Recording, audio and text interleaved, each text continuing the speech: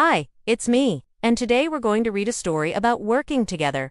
So let's get right into it. Once upon a time in the sunny town of Muddy Puddles lived Peppa Pig and her friends. One morning at Playgroup, Madame Gazelle had some exciting news. She clapped her hands and said, "Children, we are having a school fete on Saturday." "Peppa, what's a fete?" Suzy Sheep.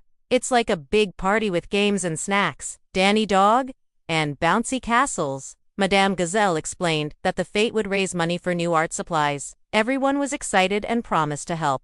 On Saturday morning, everyone was busy. Peppa and George were making signs to welcome everyone to the fete. They drew pictures of balloons and flags and streamers. George drew a picture of a big pile of presents. "Peppa, there we go, all finished."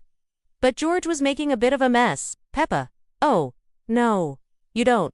Put that paintbrush down. You're not a painter, you're a sheep, George. But I want to help." "Peppa, of course you can help. How about you help me put the paints back in the box?" George happily helped his sister, and they both felt good about helping the fete. Daddy Pig was in charge of the cake stall. He looked at all the cakes and said, "Well, this is a tough job, but somebody's got to do it. I suppose I could have a little taste test." Daddy Pig tasted all the cakes and decided that they were all perfect. Mummy Pig was helping hang colorful streamers and flags all around the playground. Miss Rabbit arrived with a huge ice cream machine.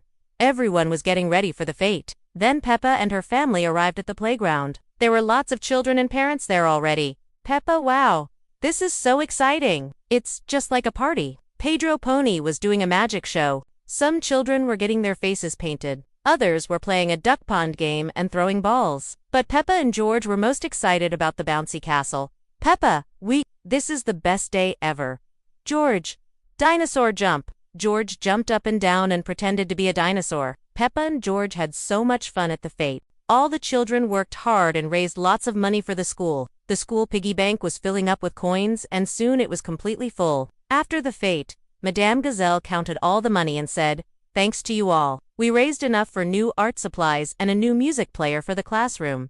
Now we can all dance to our favorite songs during music time." Everyone cheered. Then Pedro Pony and his friends started playing a silly song. All the children joined hands and danced in a circle. They were tired from a busy day, but they were happy because they had helped make the fete a success. The end.